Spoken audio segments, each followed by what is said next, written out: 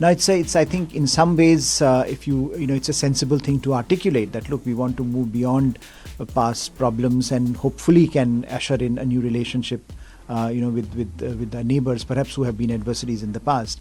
But I think the question is, on what terms are we going to do that? Is it going to be a sanitized version of the past, where you continue to erase, what had happened, or is it a reckoning with the past, where you acknowledge what happened in the past and then decide to move on?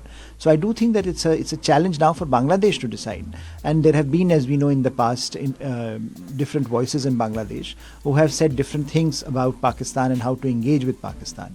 But this, for the first time, we are witnessing, this because they want to distance themselves from India, Pakistan is being used and being latched on, which is, I think, quite worrisome and troublesome. I think it's going to be difficult in the short term to manage this relationship.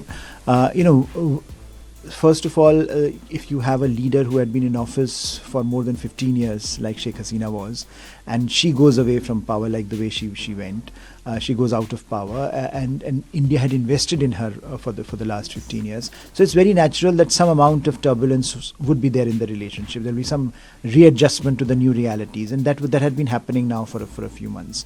But I do think that there are enough voices today in the top leadership in Bangladesh which want to accentuate India-Bangladesh problem, rather than taking a more sensible approach and moving beyond some of the challenges of the past. I think the sensible approach, certainly for both India and Bangladesh, is to sit together and work out, and this is exactly what India did by sending the foreign secretary. And I think the message from India was that we are willing to move beyond the past and we are willing to look to the future. But I think the ball is now in Bangladesh's court as to how they want to engage India and on what terms. If the idea is that that Pakistan is going to be the main partner, and if the idea is to use Pakistan as a way to snub India, then I don't think it's going to go down very well in India, because India and Bangladesh relations are not simply government to government relations, they're also people to people relations.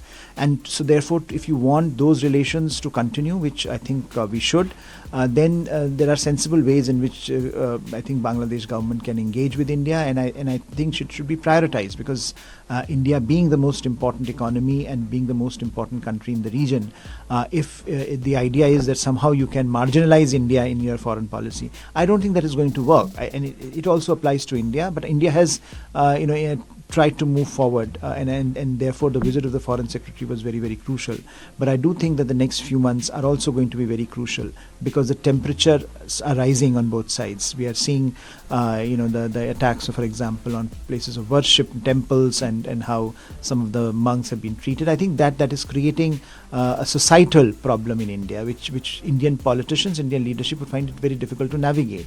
So I do think that some amount of balance in approach to India is needed, and hopefully that would be the direction Bangladesh would take. But if they don't take that direction, then I think we are in for a troubled 2025. I think India should proceed forward the way it has to a large extent. We have extended a hand to them.